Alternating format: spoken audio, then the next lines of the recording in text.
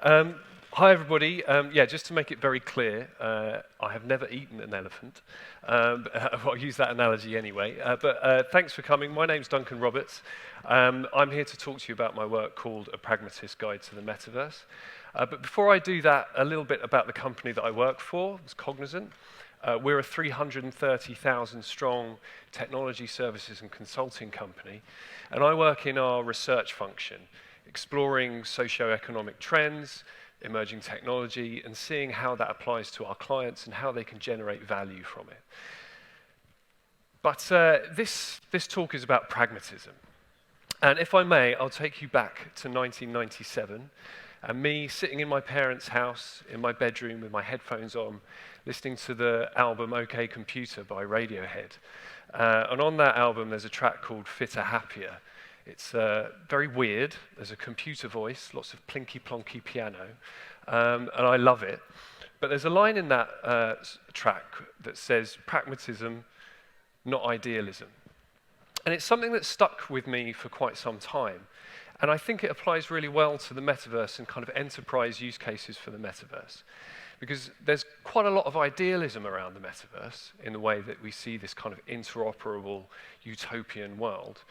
But we need to interject a little bit of pragmatism into the conversations when we're sitting in front of clients and convincing them that they need to start getting on board with this kind of new paradigm of technology.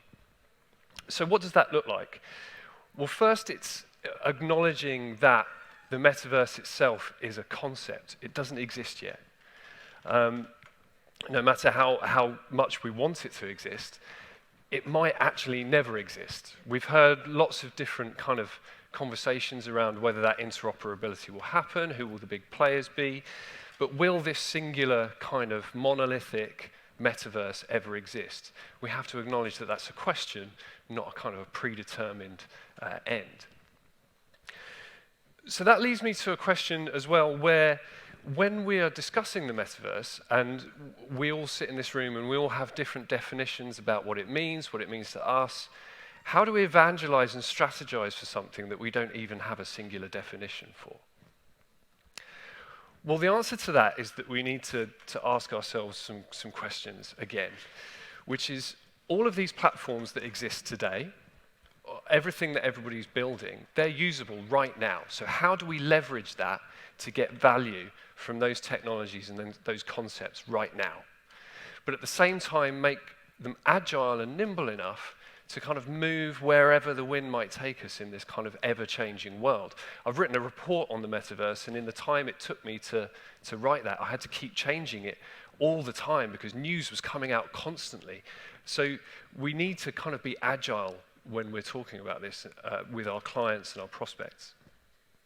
So to do that, what we do is we break it down. We break it down into digestible parts that aren't elephants, but we want to be able to take that bite, that initial bite, to build an on-ramp for enterprise access to the metaverse that we can then start to scale. So to do that, we've broken it down into kind of these three technologies at the top. We've got augmented and virtual reality, Web3, 5G, and then just as important, kind of conceptual ideas that people talk about with the metaverse. So gaming and gamification, social interaction, and ecosystems, building with a kind of an ecosystem mindset rather than a point solution mindset. And that, by kind of attacking these in sequence and using these to scale, we can build kind of scalable solutions, but start to generate value immediately. I'm getting ahead of myself, though. When I get wheeled out to clients quite a lot who've asked about the metaverse, and they want me to come and talk to them. But one of the questions I get asked a lot is why? Why should I be doing this? Why should I be, stumping up a big load of investment into this area when I've got so many other things on my plate? We've got a cost of living crisis. We've got recession coming up. We've got COVID is still kind of reaping havoc around the world. We've got a new war in Europe as well as other wars elsewhere that are all causing supply chain issues and havoc that it's very difficult to see a way out of and are causing our enterprise partners real considerable pain right now. And just to top it off, we've just got an existential crisis around global warming to deal with. So it's a pretty bleak world out there. And, we're asking people to invest considerable amounts of kind of investment and money and time into this world that they can't see the application of that to their real world problems that they have right now. Well, in our other work in cognizant research, we've kind of looked at what it takes for a business to be future ready. And we've kind of boiled that down to 4 different areas that we can start attacking to help our clients. So that's around creating great customer experiences, getting close to our customers. It's around sustainability. What's the path to net zero? What's the path to sustainability? How can we do that? We've got operational efficiency and resilience. How can we protect our organization against any other future shocks that are coming? And then finally, we mustn't forget our employees. They're our most important assets as businesses. How do we make sure that we solve these massive retention problems, this great resignation that we've got going on at the moment? Well, handily, all of these things, customer experience, we can use the metaverse as a tool to improve customer experience. We can use the metaverse as a tool to improve our path to net zero and sustainability and show our sustainability credentials. Operational efficiency and resilience, sure, we can use the metaverse as a tool to kind of improve that. And for employee experience, any guesses? It's Excel. I'm just kidding. It's the metaverse. So, what does that look like, though, in kind of pragmatic terms? What do those use cases, how are we going to start talking to our clients about the metaverse? Well, when it comes to customer experience, if we look at things from a kind of an ecosystem mindset, we want to look at all these different metaverse platforms that are out there at the moment. They have demographics that are using them. We need to choose the platform that we're going to start working with based on what that target demographic that we're looking at.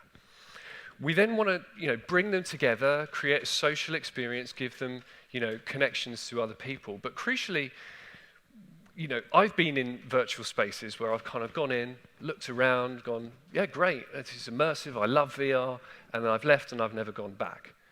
We want to make that sticky. And by doing that, we want to apply concepts like gamification to that, give them something to do with each other and keep them coming back. Sustainability, how can we kind of leverage metaverse concepts and technology for sustainability? Well, one of the most often used kind of use cases for blockchain in enterprise is around supply chain provenance, making sure that your supply chain is accessible and it's open and it's trustworthy. But your average person on the street isn't going to go interrogating a blockchain in order to kind of see that the products that they're looking at in a retail store are responsibly sourced or don't use kind of modern slavery or aren't cutting down half of the Amazon rainforest. So we can use things like AR to kind of visualize that to shoppers and a kind of a gamified UI that leverages the concepts and the designs from gaming to make that really engaging and make sure that that's a seamless experience by leveraging the 5G networks that exist.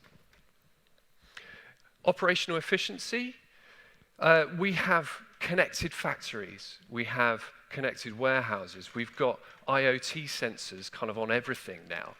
It's arguable whether we're really maximizing the potential of that data that's being created, but we want to be able to visualize that again to the people in those situations so that they can look at data around the things that they're actually using, making sure that the predictive maintenance information is kind of served up in real time so that they can be as efficient as they can. And if necessary, bring that kind of social interaction through remote support and assistance, which makes things more operationally efficient and more cost effective. And finally, from an employee experience perspective, we have, there's a lot of talk around using VR and the metaverse as the kind of the collaboration platform for the future.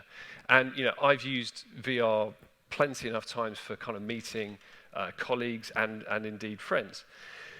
But we want to be able to leverage those tools for something that only they can do. You know, we have Teams, we have Zoom. Just going into VR and kind of, using body language is great, but again, we like those customer experiences. We want to make them sticky. We want to keep people coming back. So that information that you've got from those connected factories and warehouses and those environments, you can create digital twins as a platform for collaboration, for training, to get people learning about how those things work without having to necessarily be there, without having to take those systems offline to do training and ship people around the world to do it. So give people a reason to use those tools.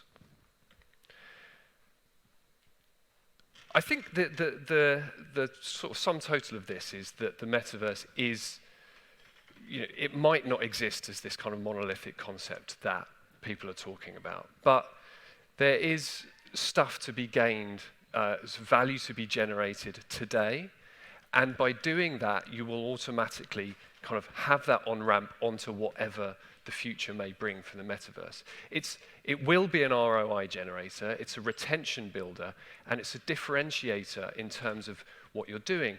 But we have to make sure that in doing so, we are addressing our business leaders' very real problems at the same time. That way, they'll get on board, they'll invest that money, and we can start driving solutions for the future. So I'm done. Thank you for your time. It was really good to see you. If you've got any more use cases like that you'd like to discuss, please come and find me afterwards.